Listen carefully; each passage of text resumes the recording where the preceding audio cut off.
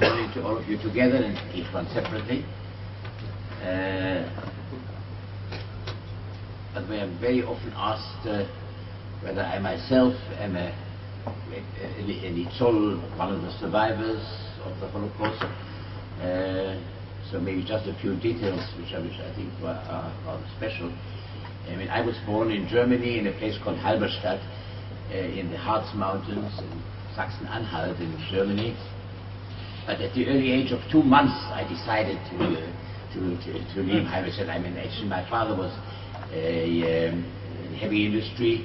He was in the factory of Hirschkupfer Messingwerke, copper and metal works, and that moved to Berlin.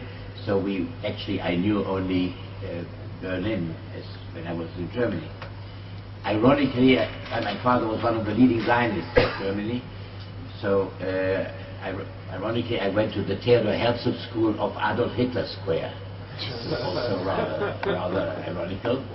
And we were very lucky. We left Germany in 1938, 2 weeks before the Kristallnacht, the Crystal Night when all Jews were arrested. We went to Holland. And we left Holland in 1940, 1 month before the German invasion of Holland. And we then came to Palestine on the ship the Patria, which was sunk on the next journey after that, with 250 people killed. So it always just one step ahead. Everyone thought that my father had a sort of sixth sense and went to detach himself. So when the German army afterwards approached through Libya and Egypt, approached Palestine, everyone came to my father and said, well, where now? Where are we going to now? So he said, here is the last stop, here we won't budge. So then General Rommel had to go back. Now you understand the real reason behind history. But what really gave me the shivers, as I told you, in Germany I went to a Jewish school, the Theodor Herzl School. But in Holland, I went to a gymnasium, a mixed school. But there were hundreds of Jewish pupils there as well. And my best friend, who was not Jewish, he saw me on television in the Eichmann trial and got in touch with me afterwards, and he came to Israel afterwards, and he told me that he made a research after the war, and he found out that of all the Jewish pupils in our school, that I'm the only one who remained alive. That not one of all those who were there when the Germans entered, not one remained alive. And what really then gave me the shivers, I later read in history books that between the outbreak of war in September 39 and March 40, when we left Holland, Hitler had fixed 7 times the date for the invasion of Holland, and each time he postponed it at the last minute. Once the astrologers had told him that the star situation wasn't so favorable. Once they heard something on the BBC and they thought the British were suspecting something. A number of times weather conditions were not very good. So then when I realized that while we were still there were 7 times the date for the invasion, and then when I heard that not one of those who were there at the time escaped, the idea of what life depends on gives you sort of food for thought. Now, what is surprising to me, even not to me, I mean, with the Eichmann trial is, I mean, that 47 years have passed since then, and the interest all over the world is from year to year increasing, and not only in Israel, and some of the reasons for that, and perhaps in Germany, but every year, whether it's Japan or whether it's Sweden or whether it's New Zealand, I get invitations for congresses, and they want me to sort of take a leading part in all that, and all the various issues are of interest. Now, of course, when this morning, this time is limited, the issues in the human and the moral and legal issues are so numerous that, of course, it's impossible to touch them all. What I would like to share with you today is, I mean, I spent 2 years full-time with that case, that trial. I would like to share with you some of the human and legal and moral issues involved, and my impressions and feelings at the time. Now, first of all, I mean, the things that also stick most in the memory. First of all, I think most of, and certainly those of you who were active and alive at that time, first of all, the electrifying effect of when the Prime Minister Ben Gurion got up in the Knesset and said, well, Adolf Eichmann, the person responsible for the carrying out of the distribution of murder of 6 million Jews, is now in Israel, where it will stand trial. Everyone remembers where he was at that moment, and I think that was something really electrifying feeling all over the country. Now, I was at that time Deputy State Attorney, and 2 days after Eichmann was brought to Israel, the Minister of Justice, Pinchas Hussein, called me and asked me to be the legal advisor of the Police Bureau 06 that was responsible for carrying out the investigation against Eichmann. As most of you will remember, that they vacated a whole prison, Shalomit prison, not far from Haifa, which is Yamur, and that prison there he was kept, and there all the police officers who were responsible for the investigation were there, and I was there for 9 months, actually living next to Eichmann in that prison. I mean, at night I was in a hotel in Haifa, but every morning I came there and was responsible actually for the investigation. We had a police officer for every country and for every topic, and of course they went through millions of documents and various informations, and in the evening I received from each police officer, I asked each police officer that anything that looked like being relevant to the trial they should bring before me in the evening, and then I had to decide what will come in and what will not. Before his lawyers came, I also was the only contact that Eichmann had with the outside world. I mean, I let him know that I would not be prepared to speak to him about his offenses, the alleged offenses, because then I would have to be a witness, and I knew that I would be one of the prosecutors in the trial.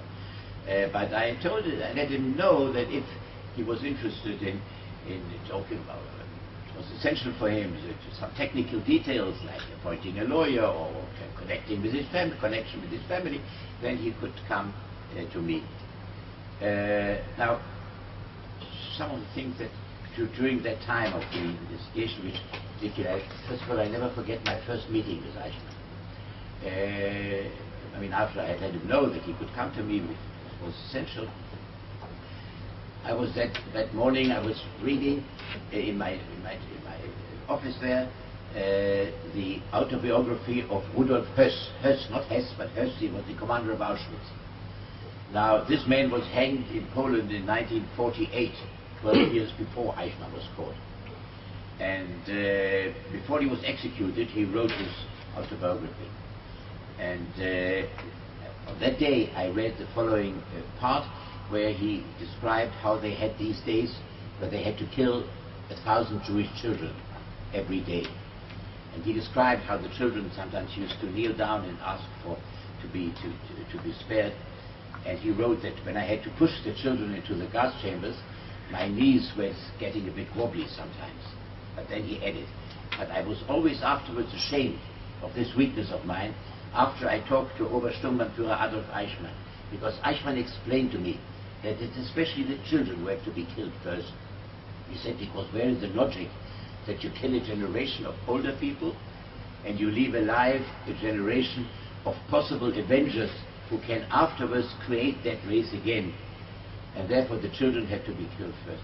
Now, maybe that's not devoid of some macabre kind of logic, but anyway, 10 minutes after I read that, they told me Eichmann wants to speak to me. And he came in, was sitting now opposite me.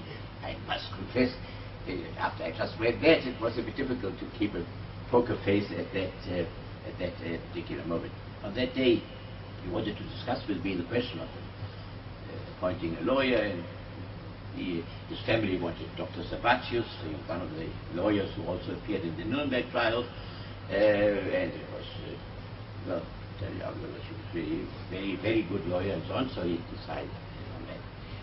I mean, that was sort of one thing that sticks in memory. Another thing, a rather surprising phenomenon, that we had some difficulty at first in finding witnesses, live witnesses, to describe that, because I insisted that we should have in every country, about every country, one live witness to describe, not only document. Sometimes, I mean, some of my colleagues also wanted the trial to be short as possible. Didn't want it to be too long, but on the other hand, we wanted to give a complete picture of what had really happened. And so I insisted there should be a live witness. Now, we had, of course, a list of survivors from Yad Vashem and other places, but we found out that many, very many people in Israel, they didn't want to talk about it. They said they had put it aside for so many years. They hadn't talked about this with their families. They hadn't talked with their friends, and they didn't want to be reminded. So I invited some of these people. I told them, look, it's your duty towards history, towards justice, towards history, from every point of view, to describe and to tell us what you know. Well, some agreed, some did not. Some agreed and said, yes, all right, I'm prepared to testify. But look, I'm the only survivor of my village, and what happened to my family is not less important than what happened to anyone else. I sometimes wanted to witness only for a particular point, which was not covered by the rest of the evidence. So I said, no, I talked for 3 or 4 days, and you won't be able to stop me. Now, of course, that we didn't want either, so we had some difficulty with that. We sometimes decided, rather preferred to do without certain witnesses. But then, well, we did find impressive witnesses for every country. I mean, the impressive meant, first of all, absolute truthfulness. I mean, we knew the negative effect if there was even one witness who would not have completely told this story, which was historically correct, would have been disastrous. So that was absolutely essential that even the most minor details should be absolutely precise, and also that it should be impressive. But that's also one of the reasons when I said, how is it that this case has such a tremendous effect still in the world? I mean, there were other cases where the Holocaust was mentioned. In the Nuremberg trials it was mentioned, but it was always a marginal point. It was always mentioned if it was mentioned at all, it was mentioned as one of the marginal aspects. It was never the central aspect, and never the central topic like the Eichmann trial. Also, look, if of course we wanted this trial, first of all, to have let justice be done, and also to describe every aspect of the Holocaust, of the final solution. And I can tell you, if I had had this investigation without any accused person present, and then afterwards they would have asked me, you can have one person to put on trial. No doubt that I would have chosen Eichmann and not someone of a higher degree, because he really was is responsible during all these years for every aspect and every detail of the carrying out of this terrifying act. In the Reichssicherheitshauptamt, in the security, in the Gestapo, and some of the other offices, there were lots of departments, and everyone had a leader, and they were all the time. I checked there. All of them were changed by rotation. The only person who was kept in this position as leader of the Jewish department 4B4, all during the whole war, that was Eichmann in this Jewish department. Then another point. As I told you, every officer, they brought me every day what was relevant. Now, in every country, there was some attempt sometimes to save a certain Jewish person or a certain Jewish family, or some person with a certain family who was Jewish and who had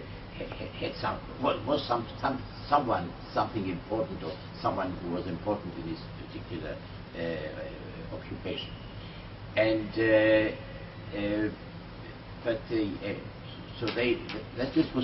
these requests came to Eichmann, and Eichmann had to give his decision.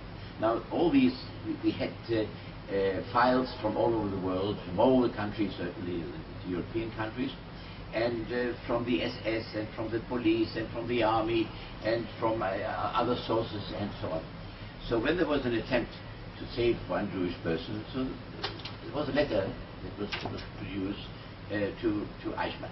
But as this all these letters were in a chronological order in these files, it took some time until we found out what Eichmann actually decided. Sometimes it took a few days, sometimes more than that, until we came to the document which showed that. And this was simultaneous, as I said, someone in France and someone in Holland and someone in Slovakia and someone from Greece. And I had these dreams at night that sometimes one Jewish family or one Jewish person would be saved for reasons which look obvious. And I was dreaming about that, and then whenever it came to Eichmann, without exception, the outcome was fatal. I don't want to be theoretical, I just want to tell you what actually, I mean, just give you a few examples. One day, the police officer in charge of France, he came to me and he showed me a letter sent by the German general, the commander of Paris. He wrote to Eichmann that there was a Jew in Paris, Professor Weiss. He was an expert on radar, and he had made some very important inventions in the field of radar, which were very important for the German army. And this general of the Wehrmacht, the German general, insisted that this Professor Weiss should be kept in France, not be deported. And he wrote, this is absolutely important for the German army. Now, I must confess here, the German general, one Jewish person, radar, he gives it instructions. Now here it should be successful. After a few days, some police officer came to me, the reply from Eichmann, on questions of principle I cannot possibly agree. A few days later, the note, the general had called by telephone, full of resentment. He said, how dare you countermand my orders? I'm a general of the German Wehrmacht, of the German army. And Eichmann's reply, and I'm an Obersturmbannführer of the SS, and I don't care what rank you have in the army. A few days later, Eichmann writes to that general, I've looked into this thing further, and I found out that the inventions of radar of this Jewish Professor Weiss have already been taken over by the German army. I therefore see no reason even to postpone for one more day the deportation of this Jew. And then the note that carrying out that this Professor Weiss and his wife were sent to Auschwitz. I mean, during the trial, I mean, we were, you know, actually the handling of the trial itself was handled by, first of all, Mr. Hausner, the Attorney General, and then Mr. Barrault, who was the District Attorney of Tel Aviv, and myself, and we divided up the witnesses between us, and all these things. I mean, where Eichmann was directly concerned, that was, most of it was my job to question the witnesses, all about Western Europe and Hungary and all these places. I will come back to this in a few minutes. So also France was part of my job, and I put in these documents. A few days later, my secretary came to me and said, the young lady outside wants to see you. I said, who's that? Anisa Weiss. Don't know her. Anyway, she came in and she said, look, I'm the daughter of this Professor Weiss. And I was a baby when they came to fetch my parents. Now, my parents saw that apparently through the window, and they sent me to neighbors. And the neighbors kept me and sent me to America. And now in America, I read that you put in these documents about my parents. Now, not only didn't I know my parents, but I even hadn't got a picture of what they looked like. Could you help me? Could you give me some idea how I can at least get a picture of what they look like?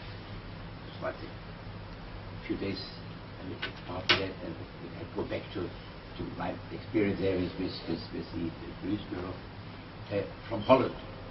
Someone came and brought a letter from the leader of the fascist party of Holland. He wrote to Eichmann. There were 12 Jewish cranks like that. There were 12 Jewish persons who were members of the fascist party in Holland. So this fascist leader writes to Eichmann, these 12 should not be deported. Please let them leave them here.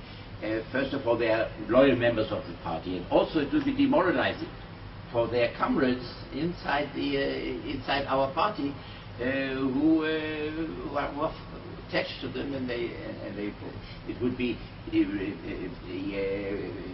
really demoralizing if they were sent away. Again, I thought here, well, a few days later, Eichmann's reply, a question of principle, I cannot possibly agree. If you say it might be demoralizing if they are sent today, well, let's wait 3 weeks and then we send them away. By that time, people will have got used, he wrote, to the deportations to such an extent that it won't make any special important, it will have no very important repercussions anymore. Sometimes later, there was suddenly a report from the Italian government through their consul in Estonia. There was a woman, was a Jewish woman. She visited Estonia, and she was captured there by the German authorities, the SS, or the German army. And she was the wife of a high Italian army officer who was very famous for his gallantry and for his courage. And he had died. He had been killed in the fighting, and he was very well known all over Italy. So the Italians, through their consul, asked Eichmann to send her back to Italy because, as I said, she was the widow of this very famous. And after all, I mean, here Italy was the ally. It's not just some country. You see, it was the ally of Germany at the time. So Eichmann's reply, I cannot possibly agree, and he even said he and his department supervised the sending of this woman to Auschwitz, where she was killed. I mean, Marshal Pétain, you know about him. You see how they cooperate. Now, Marshal Pétain, through some people, applied to Eichmann through some of his associates, and there was this time not a relative, but an army commander himself, who had a number of distinctions from the French army, and he was Jewish. So Pétain asked that this man should not be sent away. Eichmann, again, a question of principle, I cannot possibly agree, and supervised how this man was sent away to the chambers. Just multiply that. I mean, from the point of view of just, the trauma that we went through. Every day when such a thing was, we came across how the fatal result of each thing that I dreamt about, that maybe one of them will be saved. Another thing, I mean, we had information from many countries. I was very interested to get information from Poland, because from the death camps, after all, that was more important than anything else. At that time, the Polish government was very anti-Israel, and they insisted that no one should cooperate with us, and it was forbidden. But still, many people in Poland wanted to help us. So I was sent letters and information anonymously by many people. Now, one day I received a letter from someone, but inside were typewritten pages of the number of Jews who came to Auschwitz every day in 1942 and 1943, and what numbers were given to them. Now, that of course was something of particular importance for the prosecution in this trial, and I was very much interested, of course, in this document, but in order to hide their traces, these were just typewritten pages. There was no signature, there was no stamp, there was no information where they got this information from. Now, after all, this is a criminal case. You cannot just put in a document if you can't prove that it's true. But it was so important that I asked for an immediate meeting of all the police officers of Bureau 06. And I showed them that. I told them the importance. I said, has any of you an idea how we can make this a relative and a document which can be accepted as evidence. There was silence, and then I had an idea. I said, look, maybe we do something opposite of what we do usually. Someone who prepared it, who signed it, who can prove that it's true. But maybe we show that in fact it's true. Here, I mean, there are hundreds of people who were in Auschwitz and who live in Israel now.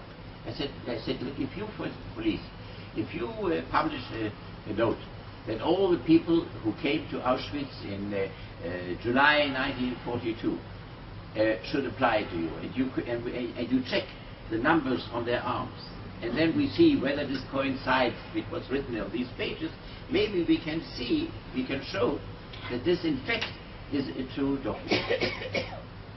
I had just not yet finished saying that, and the police officer in charge of Poland, Nicky Goldman, he pulled up his sleeve of his shirt, and he had a number written there. He said, I came to Auschwitz in 1943, and this exactly coincides. Now, I had no idea that this man came from Poland. I certainly had no idea that he was in Auschwitz. And apparently not only me, but also all the other police officers. He hadn't told them about that. Now, police officers are not known as very sort of soft sort of people. That is also something I'll never forget. You know, that was about 3 or 4 minutes after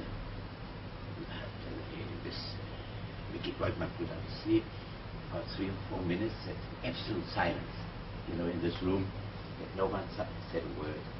I mean, this is also part of this general atmosphere.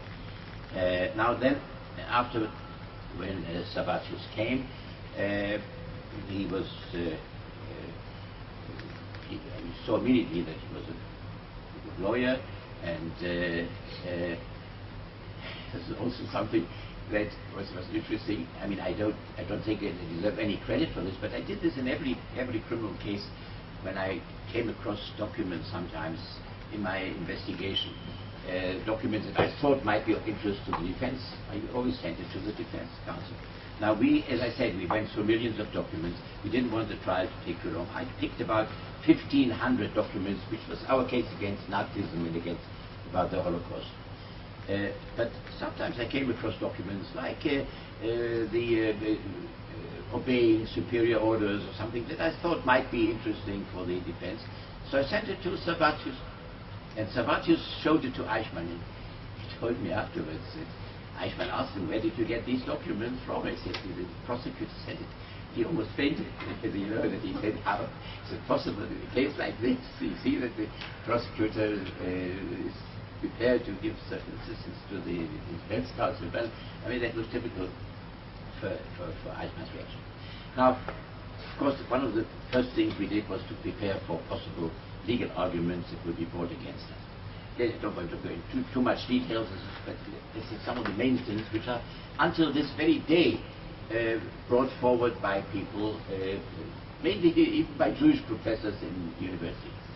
First of all, retroactivity. They said, well, he was charged with offenses against the Nazi and Nazi accomplices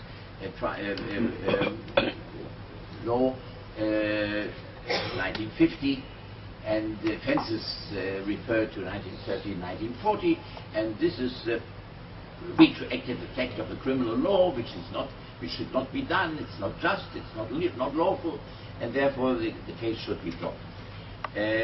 Now that argument also was put forward in Nuremberg and rejected.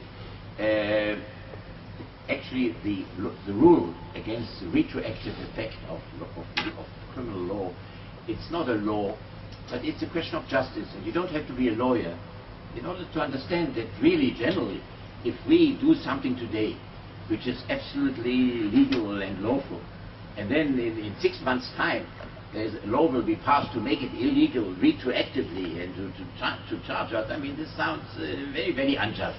But that doesn't refer to this.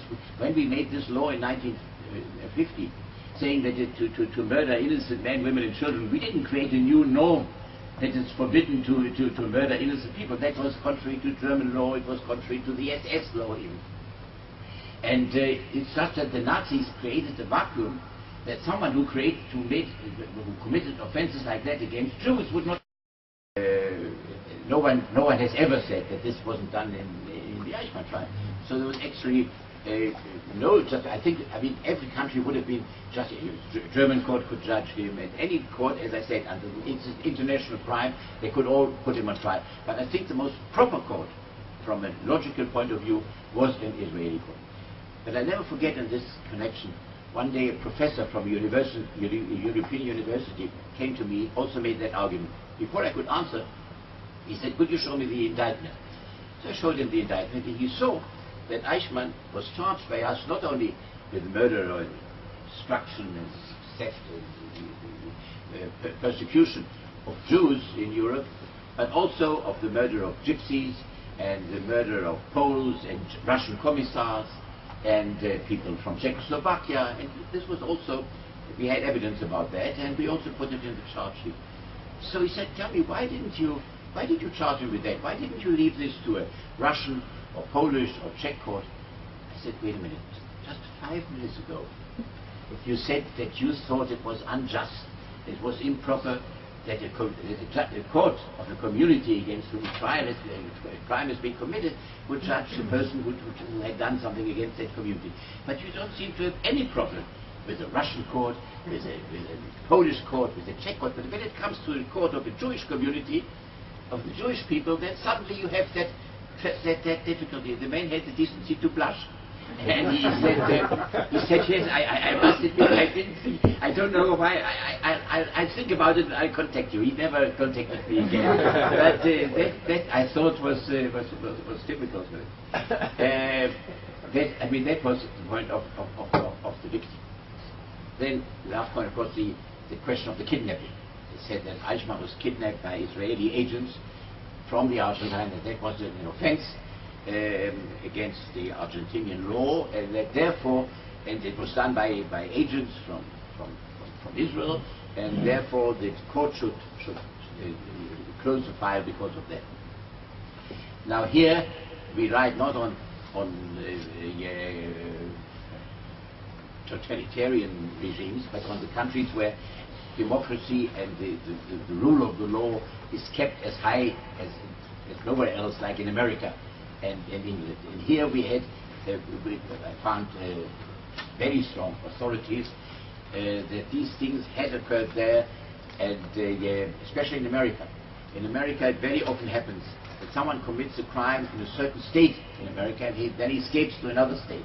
And the sheriffs of the state where the crime was committed pursue him, take hold of him and bring him back to the country, and then where the crime was committed, and he's put on trial there. And then sometimes these people argued, and they brought it up to the Supreme Court of the United States, saying that that was illegal and so on.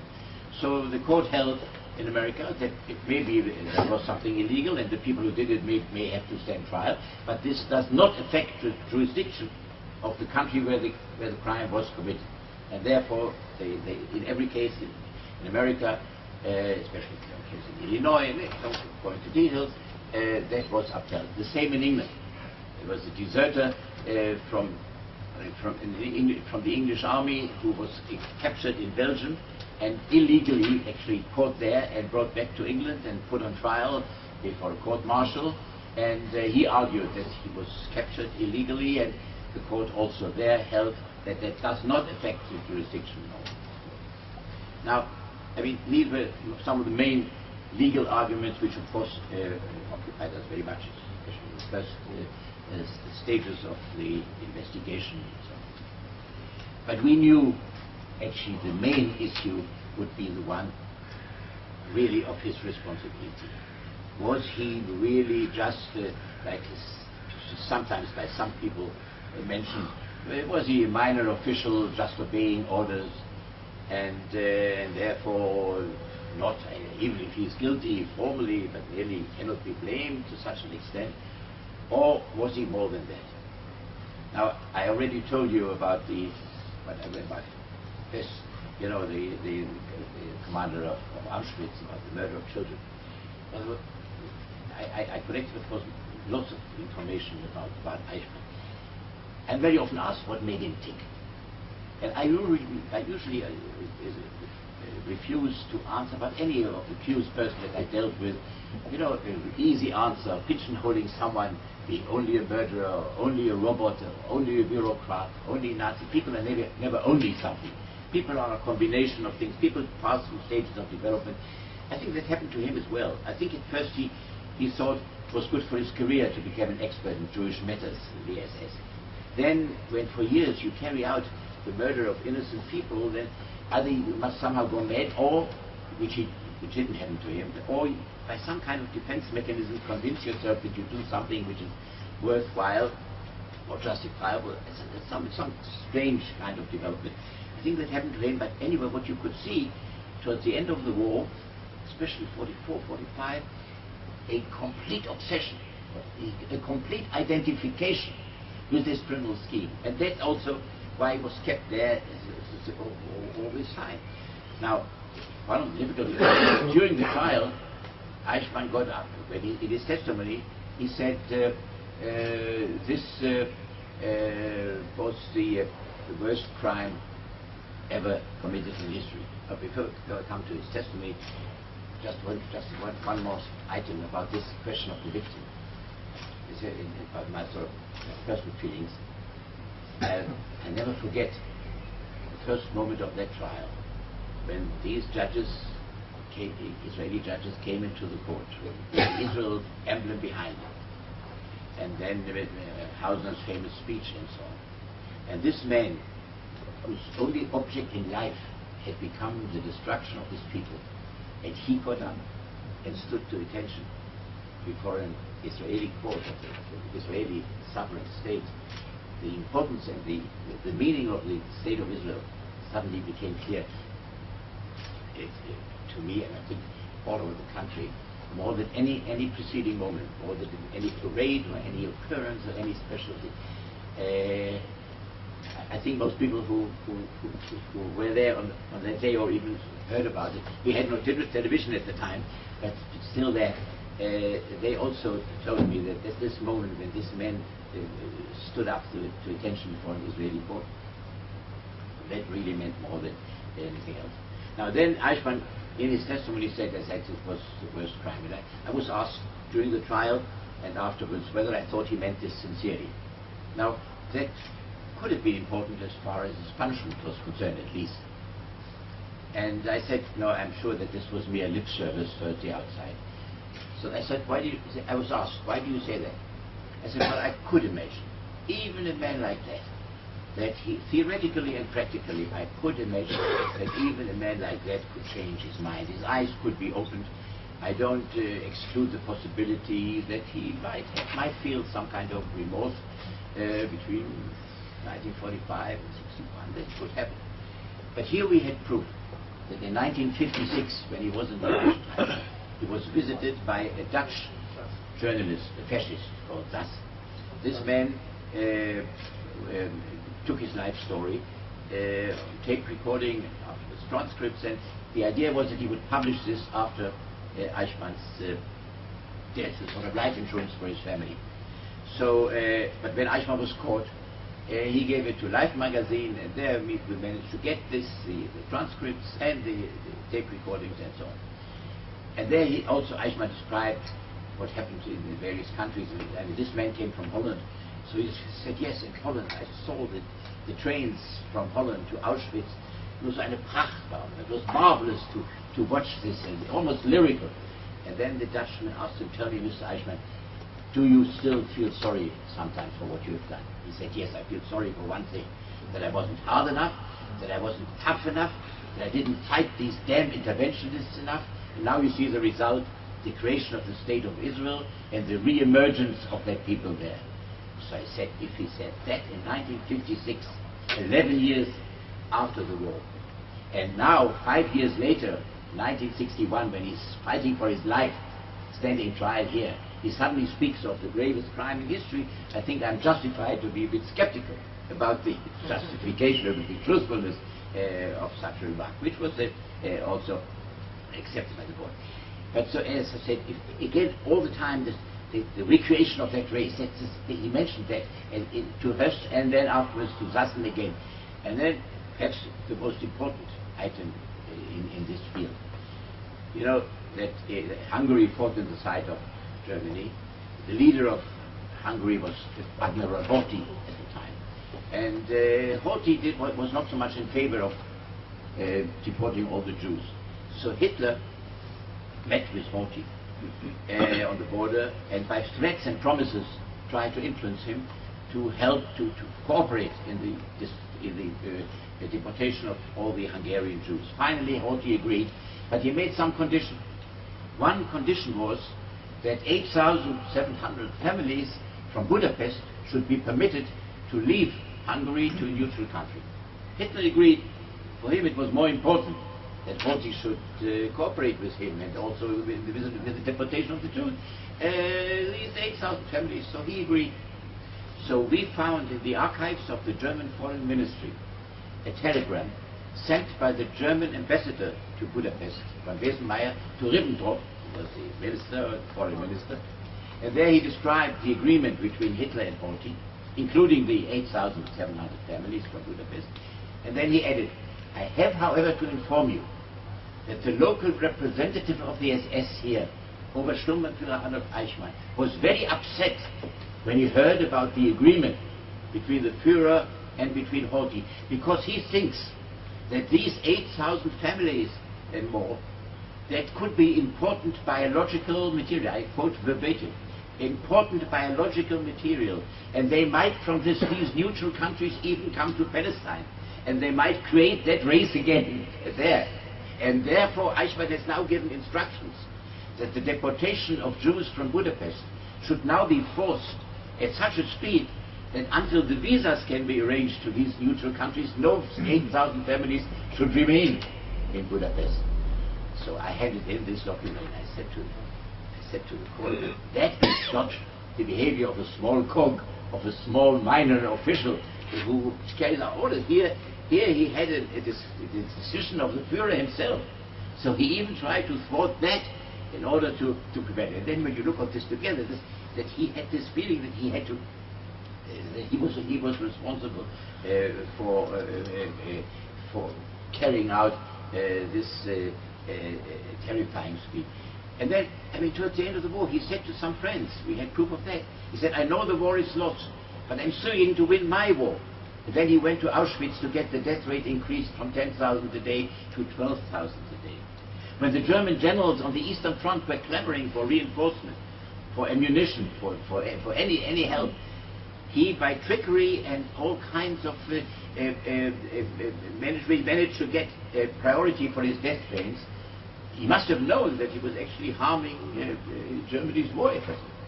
I don't know whether you heard about this. Towards the end of the war, there was an idea that every 1/4 Jew in the German army who had one Jewish grandmother or one Jewish grandfather, that they should be either castrated or sent to a concentration camp. Now, Eichmann supported that. Now, Keitel, who was the commander-in-chief of the army, objected, not out of humanitarian reasons, but he didn't want to weaken the army. I said, these are thousands of soldiers. I can't afford now to lose that. Also, the demoralizing effect on their comrades who had fought with these people all the time. So he objected. Hitler supported Keitel against Eichmann. I mean, this is really incredible. Now, sometimes you would say, by the way, you may have known or heard about it. I mean, again, I can't go into all the details, but this also was terrifying for me, of the books of Hannah Arendt, you might must have known about that. Now, I hadn't known about this woman, but before the trial started, someone came to me and said, there's a philosopher from America here, Hannah Arendt, she wants to write something against the trial. Before it started, I said, I don't know, if this woman has some problem, I'll gladly meet her. So then after a day or two, someone came to me, she said, no, she's not prepared to speak to anyone of the prosecution. Before the trial, not to speak to anyone, it doesn't mean that she shouldn't have her own ideas, but not to speak. I said, all right, she doesn't have to. So of course she can be present during the trial. Also, if she wants to, she can have access to all the documents that we are going to put in. She can read these documents and form her own opinion. Now, when I told you about this document, about the German ambassador from Hungary to Ribbentrop, about Eichmann's objection to the decision of the Führer. Now, that's so typical. This was one of the most important documents that we put in during the trial to show Eichmann's attitude.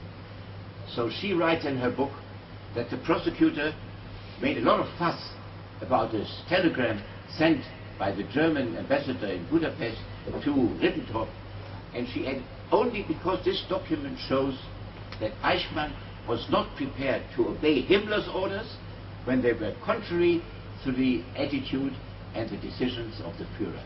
Because for him, the Führer was a god, and so on and so on, and the prosecutors apparently didn't understand. Now, Himmler had nothing to do with this. A complete falsification of the document. The document clearly speaks of an agreement between the Führer and if she says that the Führer for him was this god, this even makes it even worse. Which I think is true. For him, Hitler was the decisive factor. But the fact that even here, when Hitler made the decision, he counteracted that. That, of course, for us was of even greater importance. But she just completely falsified. And one of the members of the, I put some pictures here of the prosecution if you want to interest, if you're interested. One of the historians that also was member of the team, although they didn't take part in questioning the witnesses, Jacob Robinson, he wrote a book, And the Crooked Shall Be Made Straight, all about Hannah Arendt. And he shows it about 200 pages, every page how she not only has these strange and illogical ideas, but how she falsified the main documents put forward. Other things, I mean, she said, by painting Eichmann so black, the prosecutors belittle the guilt of Hitler and Himmler and Friedrich and so on, which is also rubbish. Because, of course, Hitler and Himmler are more guilty because they were the originators of the idea. They were the ones who decided on the final solution. And Eichmann was only the person who carried it out. But the fact that they kept, as I told you, there was rotation in all the other fields. But here they kept the man who was, with his fanaticism, completely identified, saw it as his own personal war. The fact that they kept him there, that doesn't belittle their guilt. On the contrary, it makes it worse. Never forget, and this is something which is not known, I think, anyway here so far. She wrote, amongst other things, in this book that that we did show that there were some Jewish people responsible in Poland, in the various villages, who cooperated with the Nazis. Some Jews, and also saved their lives, or to save the lives of their family. They prepared lists of people for deportation. I mean, we showed that in the trial.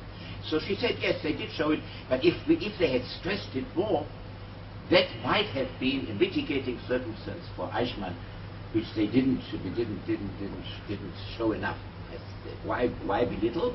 Because that would have shown that under certain circumstances people do commit crimes if for certain emotional reasons, or that is necessary. And therefore, that might have been some kind of justification for Eichmann himself. Now, I don't know, I never quite understood this, but then during the trial, one day Dr. Servatius called me and said, Mr. Bach, I want to show you something. And he showed me 12 letters written by Jews, Israeli Jews, who had suggested to be called as witnesses for the defense.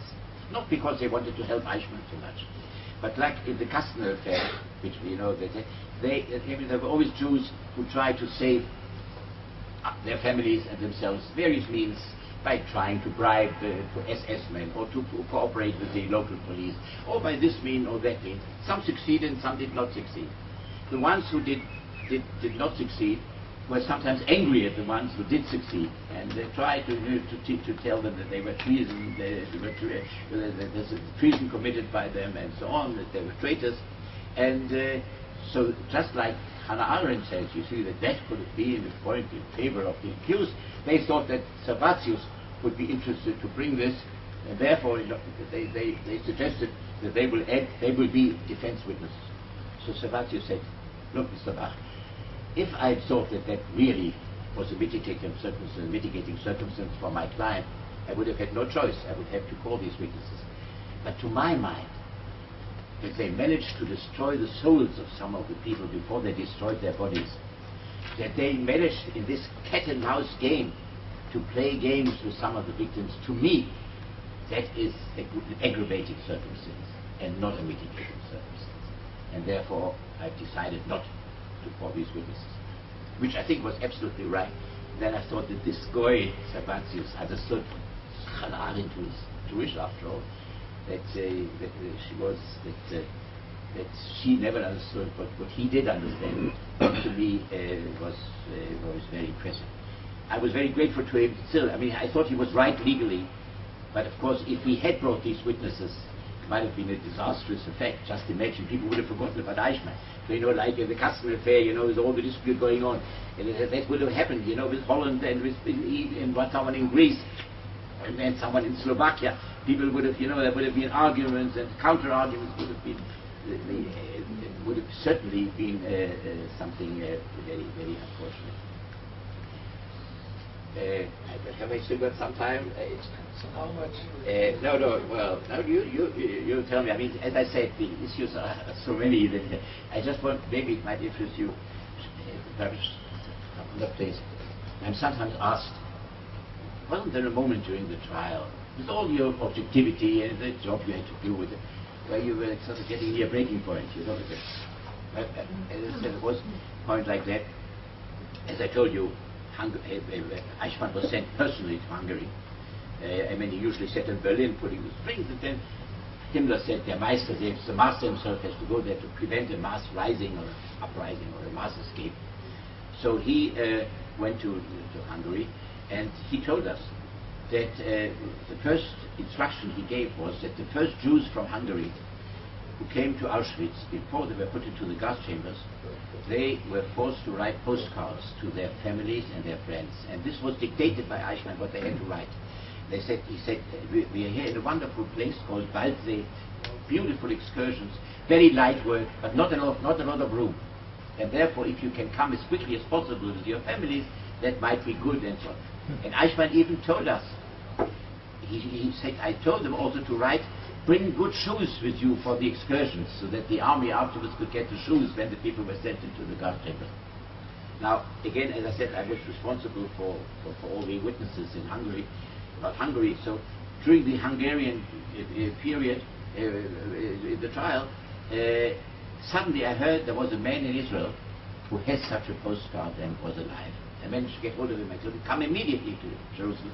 He came at 11 o'clock at night to my office. I tell this because usually I questioned all the witnesses very carefully before that, but here, this man who came in very late, I mean, I had never had more than 3 hours sleep. So I said, well, show me the postcard. Just translate it to me from Hungarian into Hebrew. He did. I said, all right, what happened to your family? Tell us tomorrow when I call you as a witness. So I heard the story for the first time when he came in. He was sitting there in the courtroom, and then he described how he didn't know anything. He described how he came to Birkenau and Auschwitz, and then the selection. So he had his wife and his little daughter, who was 2.5 years old, and a son, 13 years old, 14 years old. And he described the wife to the left, the daughter to the left. And they said, what was your profession? He said, I'm an engineer in the army, to the right. They said, well, the son, how old is he? 13, 14, and the SS men had some consultation, and then he said after a minute or two, all right, run after your mother. And the witness said, I looked and I thought, will my son find my wife, because there were already hundreds of people in between who had walked there in the meantime. He said, I looked, my wife was swallowed in the crowd, I couldn't see her anymore. My son was swallowed, I couldn't see him, but my daughter, she had a little red coat, and that little red dot getting smaller and smaller, this is how my family disappeared from my life. Now, just by chance, I had 2 weeks before that bought my little daughter of 2.5 years old a red coat. And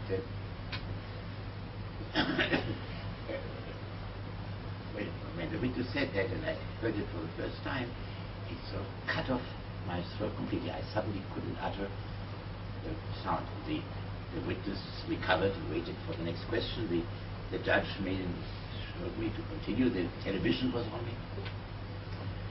it took perhaps 3 or 4 minutes or so, and I started to play with the documents and so on, and until I somehow managed to get under control again.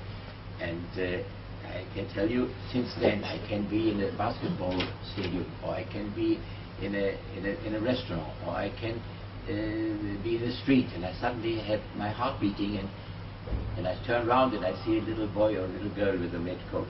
I mean, that's maybe a banal little story, but for me, somehow that symbolizes the trial more than anything else. And what's interesting, that same daughter, who's now a clinical psychologist, and she, when I reached retiring age, she prepared a surprise party for me, and she managed to get hold of, we had no television in Israel at the time, the television report from America of this witness. I had assumed that they concentrated on the witness, but after he talked about the red coat, somehow for some reason they turned on me the television, and they see that I look in the distance. They of course don't know, you can't understand why, but how I don't say anything anymore, but this was for me and for everyone else something also rather surprising. Now, 5 minutes. yes, okay. So well, I mean, there were lots of sort of special stories that, only perhaps just one thing, how even the defense counsel, you know, there was was only one witness, and it was only, I think, the only person in the world who was inside a gas chamber, and who was closed, who could tell the story. And he described how they put 200 children into the gas chamber, and it was dark, and the children at first sang to give themselves courage. And then when nothing happened, they began to cry. And then the doors opened wide, that we had that other evidence as well. A trainload had arrived with potatoes, and there were not enough SS men to unload it.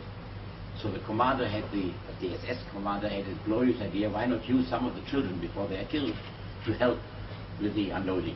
So they took out the first 20 who were nearest the door. They closed the doors, they killed the other 180 right away. And these 20, he was one of those. And then they were all killed, but they said he had committed some negligence, and that he had done some damage to some truck, and therefore he was sent they said before he is killed with the next group, he will be punished by flogging by one of the SS men. And the SS men who had to carry out the flogging took a liking to him and kept him as his batman. This is how he managed to escape.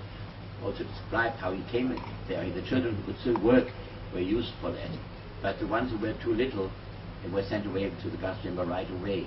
And they didn't want to examine every child, so they put up some kind of wicket, so 2 vertical sticks and a horizontal one, that the children would walk underneath there.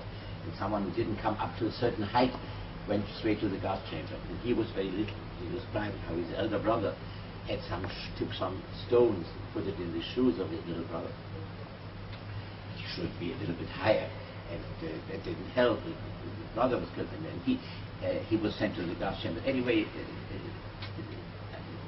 we were a bit in a trance after that, and the judges said we have to have a break of a few minutes, and then the young defense counsel of the intervention book, with whom I also have a very friendly relationship until now actually, and he came into my room and he burst out in hysterical weeping attack, and I had to treat him to enable him to continue. But anyway, I mean, there are lots of things like that which are very much alive in me. Just final word on some of the results of the trial. First of all, I mean, the fact that this man was given the severest sentence known in a democratic state, that was of course a I mean, you know that he's the only person who was ever sentenced to death and executed in Israel. We still have the death. We abolished it for ordinary murder. We still have the death sentence for treason in wartime. We still have it for terrorist acts and for genocide. But no one has ever been executed in Israel except Eichmann. Now, we had an important aspect here of our young people. Our young people in Israel, I was told by teachers and educators that many of them didn't want, before the trial, didn't want to hear about the Holocaust, because they were ashamed somehow. A young Israeli can understand that you can be hurt fighting, that you can be killed fighting, that you can lose a battle. But they cannot understand how millions of people can go and be slaughtered without defending themselves, without uprising and so on. And that's why they didn't want to hear about it. So and that was not the main purpose of the trial, but still we wanted to show there was no reason to be ashamed. And we showed them the almost scientific effect. I told you about Eichmann's letters, you know, how he deceived people, and we showed that it was the same with the gypsies, the same with the Russian commissars, how people were deceived up to the last moment, couldn't resist. And then in the Mossad ghetto, when people knew that death was awaiting for them, the courage and terrific courage where people fought unto the last man. So therefore there was not only no reason for shame, but reason to be proud. And teachers told me afterwards that after the Eichmann trial, suddenly our young people wanted to know about Jewish history in Europe and about literature and to visit the death camps and so on. And then the importance in Germany.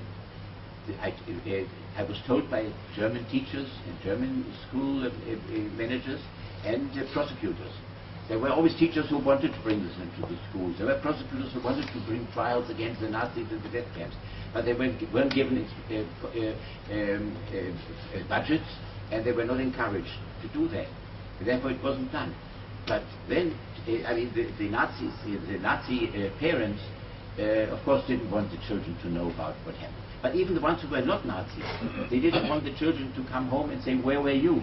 Why didn't you do anything about it? Why didn't you criticize this? Why didn't you object? So people preferred this shouldn't be mentioned. But then in the Eichmann trial, when suddenly every hour it came into all the homes every evening, so then this changed. So it was brought into the schools. There was a chain reaction of trials against Nazi criminals in the death camps. The cases against in Treblinka and Majdanek and Auschwitz and all this started afterwards. And now, especially with the Holocaust deniers, it's very, very important that we have official documents with the German meticulous